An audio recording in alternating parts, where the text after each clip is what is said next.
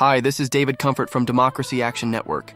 In the theater of American politics, a curious irony unfolds. The very tactics that once buoyed MAGA's rise may now lead to its downfall.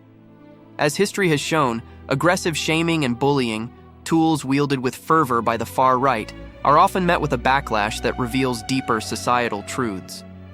The late 2000s taught us that the success of such tactics is fleeting, a mere mirage in the desert of public sentiment. Consider the backlash against the cancel culture that defined the era.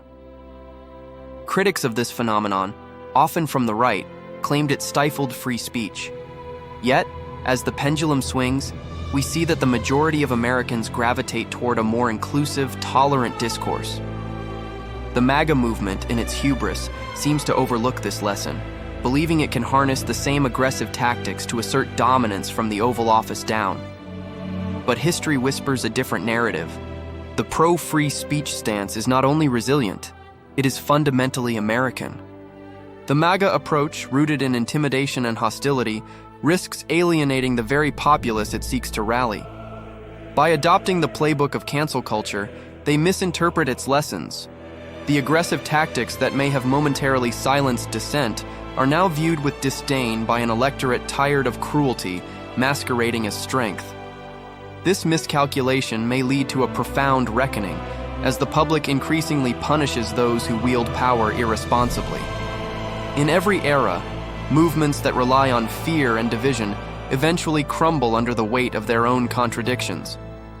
The MAGA faction, in its attempt to dominate the narrative, may find itself on the wrong side of history.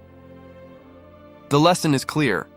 While they may think they can outdo the left in the art of aggression, they are merely repeating a cycle that has seen many rise and fall before them.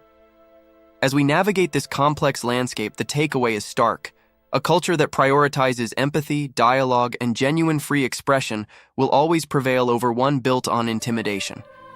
The future of American discourse hinges not on who can shout the loudest, but on who can foster the most inclusive conversation. The time for a more compassionate, progressive dialogue is now, one that rejects bullying in all its forms and embraces the strength found in diversity and understanding. Please like this video and subscribe to our channel. It would help out a lot. Peace.